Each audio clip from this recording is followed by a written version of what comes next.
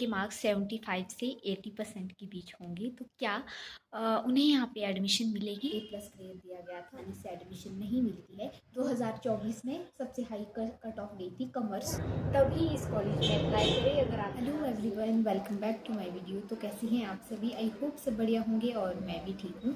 तो मैंने आप लोगों से कहा था कि मैं वीडियो बनाऊंगी कि गवर्नमेंट डिग्री कॉलेज संजौली में एडमिशन का क्या प्रोसेस है और क्या क्राइटेरिया है। तो फाइनली आज मैं वो वीडियो बनाने जा रही हूँ, क्योंकि बहुत से लोगों के मुझे पर्सनल डीएम थे, तो कुछ को तो मैंने पर्सनली रिप्लाई दिया, सभी को नहीं दे पाई, लेकिन कुछ एक को दिया था जिन्होंने डायरेक्ट काम की बात की थी। तो कई लोग इतने फालतू मैसेज करते हैं कि मैंने रिप्लाई ही नहीं दिया, मैंने मैसेज देखे ही नहीं। आप सभी को पता है इंस्टाग्राम पे। तो मैं ये वीडियो बनाने जा रही हूँ, इस वीडियो के माध्यम से सभी के डाउट्स क्लियर हो जाएंगे। कुछ एक क्वेश्चंस मैंने लिए हैं जो कॉमन क्वेश्चंस थे, उसके रिप्लाई मैं दूंगी। लेकिन सबसे पहले मैं बताती हूँ आपको, गवर्नमेंट डिग्री कॉलेज संजौली है, संजौली में, शिमला में पहला कॉलेज था जो 1969 में बना था। और ये कॉलेज है संजौली चौक से 10 मिनट की दूरी पर ये कॉलेज पड़ता है, और शिमला में सबसे नज़दीक कॉलेज यही कॉलेज है। इसका पूरा नाम है centre of excellence government degree college Sanjauli. और 2023 में जब हम सेकेंड ईयर में थे, हम सेकेंड ईयर में थे, तो इस कॉलेज को नेक द्वारा A+ ग्रेड दिया गया था, और ये पहला ऐसा कॉलेज है जिसे A+ ग्रेड प्राप्त है। तो यहाँ पे एडमिशन का क्राइटेरिया अदर कॉलेजेस से थोड़ा सा डिफरेंट रहता है। आपको हिमाचल प्रदेश यूनिवर्सिटी के अंडर जितने भी कॉलेज आते हैं हिमाचल प्रदेश के, सभी में आपको आसानी से एडमिशन मिल जाएगी, लेकिन यहाँ पे आसानी से एडमिशन नहीं मिलती है। थोड़ा सा मुश्किल है, क्योंकि यहाँ पे मेरिट बेस पे आपको एडमिशन मिलेगी। आपके +2 में जितने मार्क्स आएंगे उस हिसाब से आपको यहाँ पे एडमिशन मिलेगी।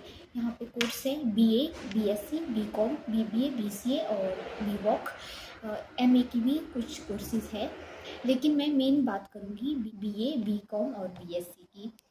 तो हर साल अलग अलग कट ऑफ जाती है, जिस हिसाब से मेरिटोरियस होंगे और जिस हिसाब से ज़्यादा से ज़्यादा अगर मेरिटोरियस ने अप्लाई किया होगा तो मेरिट ज़्यादा जाती है, अगर कम लोगों ने अप्लाई किया होगा तो मेरिट कम जाती है। तो इस हिसाब से हर साल होता है। तो मैं आप लोगों को बताती हूँ कि 2024 में मेरिट गई थी आर्ट्स में 81 जनरल कैटेगरी के लिए, और जो आर्थिक रूप से कमज़ोर वर्ग था उनके लिए गई थी 79.6%, और SC के लिए भी गई थी 79.2%, और ST वालों के लिए गई थी 62.2%। अब बात करती हूँ मैं आप लोगों से BSc की, और BSc में गई थी सामान्य वर्ग की जनरल कैटेगरी की 79%, और EWS वालों की 77, कल्चरल वालों की गई थी 78, SC वालों की गई थी 76, और ST वालों की गई थी 75%। ये था BSc वाला कोर्स। और अब बात करती हूँ मैं कॉमर्स की। कॉमर्स में सबसे ज़्यादा हाई कट ऑफ गई थी, जो जनरल वालों के लिए थी 87.8%, और EWS वालों के लिए 80%, और स्पोर्ट्स कोटे वालों के लिए 81%। इन शॉर्ट 2024 में सबसे हाई कट ऑफ गई थी कॉमर्स स्टूडेंट के लिए, उसके बाद आर्ट्स के लिए, और उसके बाद BSc के लिए, यानी कि साइंस, मेडिकल, नॉन मेडिकल के लिए। तो मैं आप लोगों को बताना चाहूँगी, अगर आप जनरल कैटेगरी के हैं तो अगर आपके 85% से अप मार्क्स है तो आप इजीली यहाँ के लिए अप्लाई कर सकते हैं, आपको एडमिशन मिल जाएगी। लेकिन आपके 80% है, 80 से 85 के बीच है, तब भी आप अप्लाई कर सकते हैं, लेकिन तब आपको मिल भी सकती है और नहीं भी मिल सकती।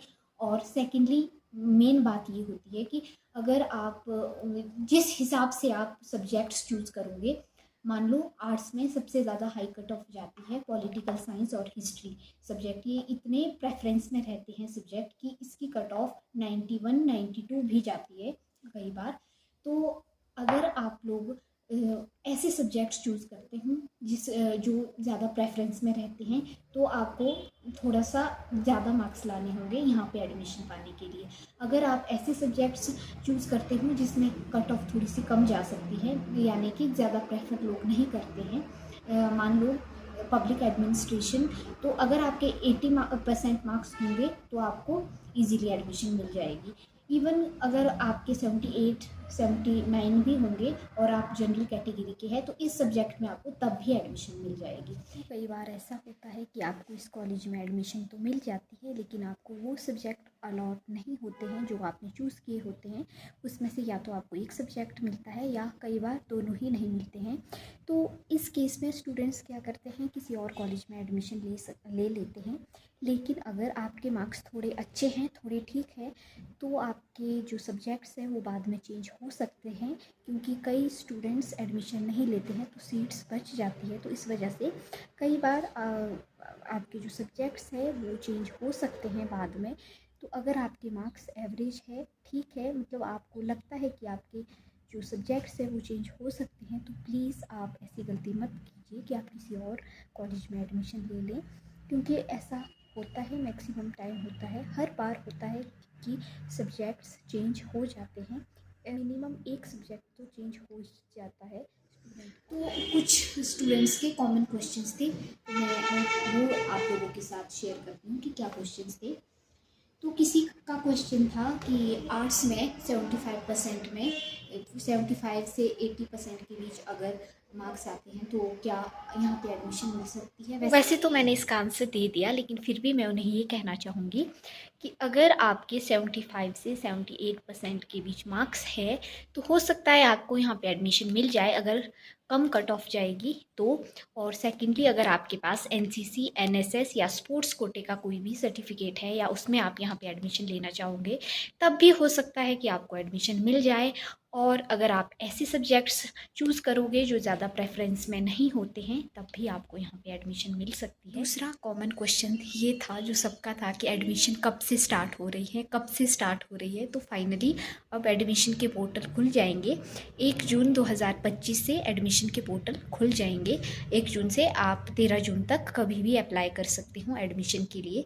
और जॉली कॉलेज की 2 मेरिट लिस्ट आती हैं, पहले 3 आती थी, लेकिन अब कुछ सालों से इतने मेरिटोरियस स्टूडेंट्स आ रहे हैं कि 2 ही लिस्ट्स निकलती है और उन्हीं में ही सारी हो जाती है सभी सीट्स, उसी में ही फर्स्ट मेरिट लिस्ट निकलेगी 20 जून 2025 को।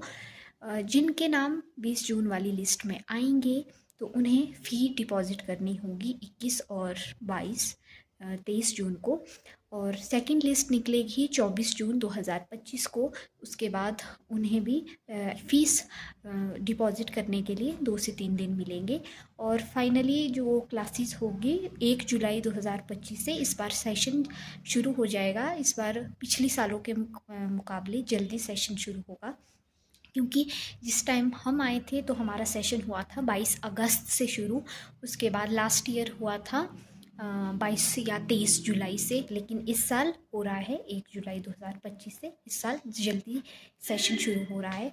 और एक क्वेश्चन ये भी था कि 3 इयर्स ग्रेजुएशन प्लान है या 4 इयर्स ग्रेजुएशन प्लान है। तो यार अभी तक कोई भी ऐसी ऑफिशियल नोटिफिकेशन या ऑफिशियल जानकारी हमें नहीं मिली है कि 4 इयर्स ग्रेजुएशन प्लान शुरू हो चुके हैं कॉलेजेस में। अगर 4 इयर्स का प्लान होगा तो आप लोगों को पता चल जाएगा जब आप एडमिशन के लिए अप्लाई करोगे, तो वहाँ पे सब कुछ होगा।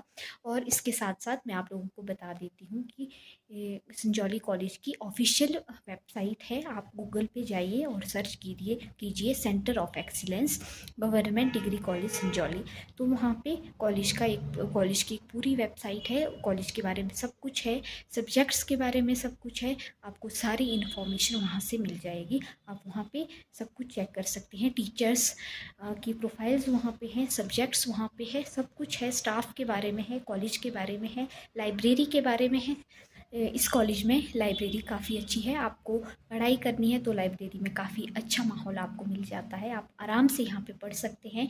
और लाइब्रेरी के साथ साथ इस कॉलेज में डिजिटल लाइब्रेरी भी है। किसी का क्वेश्चन ये भी था कि कॉलेज कैसा है, तो मैं बताना चाहूँगी कॉलेज का सबका अपना अपना एक्सपीरियंस है। मुझे कॉलेज ठीक लगा, कॉलेज ठीक है, अच्छा है, जिसने पढ़ाई करनी है उसके लिए कॉलेज अच्छा है। सभी कॉलेजेस अच्छे होते हैं, मैं ये नहीं कहती यही कॉलेज अच्छा है, सभी कॉलेजेस अच्छे होते हैं। और यार पढ़ाई तो कॉलेजेस में होती ही नहीं है एक हिसाब से कहा जाए तो, क्योंकि स्कूल में तो टीचर्स डंडा लेके पीछे चले हैं कि पढ़ो पढ़ो, लेकिन यहाँ पे आपको खुद से पढ़ना है। अगर किसी का मन है पढ़ने का तो पढ़ो, नहीं है तो मत पढ़ो। लेकिन हाँ, यहाँ पे थोड़ा सा डिसिप्लिन ये है कि आपको यहाँ पे अगर आप क्लासेस में नहीं आते हैं, अब्सेंट रहते हो ज़्यादा दिन, अगर 2 या 3 दिन रहते हो तो वो आपको कुछ नहीं कहते हैं टीचर्स। अगर 7 या 8 दिन रहोगे, 4 या 5 दिन रहोगे तो आपको पूछेंगे कहाँ थे। 7 या 8 दिन रहोगे और तो आपका नाम भी स्ट्रक ऑफ हो सकता है। अगर आपके पास कोई जेन्युइन कारण नहीं होगा कि आप क्यों एब्सेंट थे, तो आपका नाम स्ट्रक ऑफ कर देंगे। तो थोड़ा सा डिसिप्लिन है यहाँ पे। हमारे कॉलेज में थोड़ा सा इंफ्रास्ट्रक्चर की कमी है। आर्ट्स ब्लॉक थोड़ा सा पुराना है, बाकी कॉलेज बहुत अच्छा है। कॉलेज में आप बहुत कुछ सीखते हो, पढ़ाई के अलावा बहुत कुछ सीखते हो। मैं अपनी बात करूँ, मैं कॉलेज में आई, मैंने ये व्लॉगिंग शुरू की, शायद मैं कभी ना कर पाती। और हाँ, सच किसी का ये क्वेश्चन भी था क्या अप्रोच चलती है, तो यार देखो, मेरे साथ जितने भी मेरे फ्रेंड्स पढ़ते हैं सब मेरिटोरियस थे। मतलब मेरे मार्क्स जितने थे एवरेज थे, लेकिन मुझसे ज़्यादा ही सबके मार्क्स आए हैं। तो मैं ये नहीं कह सकती कि यहाँ पे अप्रोच चलेगी। सो रही बात एडमिशन की, तो एडमिशन आप ऑनलाइन या ऑफलाइन किसी भी तरीके से ले सकते हो, लेकिन मैक्सिमम ऑनलाइन ही एडमिशन ली जाती है। तो आप कॉलेज की वेबसाइट पे जाइए और वहाँ पे लॉगिन कीजिए और एडमिशन के लिए अप्लाई कीजिए आप। लेकिन फिर भी मैं यही सजेस्ट करूँगी कि आप कैफ़े जाएं और साइबर कैफ़े से एडमिशन लें, क्योंकि साइबर कैफ़े वालों को ज़्यादा अच्छी से जानकारी होती है, तो वो आपको अच्छे से गाइडेंस दे सकते हैं, गाइड कर सकते हैं। तो आप फर्स्ट ईयर में एडमिशन ले रहे हैं तो यही प्रेफर कीजिए कि आप साइबर कैफ़े से ही एडमिशन लें। तो इन शॉर्ट मैं आप सभी को यही कहना चाहूँगी कि आप लोग तभी इस कॉलेज में अप्लाई करें अगर आपके मार्क्स अच्छे हैं, अगर आपको लगता है कि आपको यहाँ पे एडमिशन मिल जाएगी। जिनके कम मार्क्स हैं वो भी यहाँ अप्लाई कर सकते हैं, लेकिन इस कॉलेज के साथ साथ वो किसी और कॉलेज में भी अप्लाई करें। अगर उनकी एप्लीकेशन एक्सेप्ट हो जाती है तो वेल एंड गुड, अगर नहीं होती है तो दूसरे कॉलेज में एडमिशन ले सकते हैं। तो ये थी मेरी आज की वीडियो। अगर इससे ज़्यादा किसी को और इन्फॉर्मेशन चाहिए तो मुझे कमेंट करें, डीएम करें, तो मैं और भी आप लोगों को इन्फॉर्मेशन दे दूँगी। ये कॉलेज बहुत अच्छा है, लेकिन सभी कॉलेजेस अच्छे हैं, तो आप कहीं भी एडमिशन ले सकते हैं। लेकिन इस कॉलेज में जो आना चाहते हैं उनका स्वागत है, लेकिन हम तो यहाँ से जाने वाले हैं। So bye bye to all of you.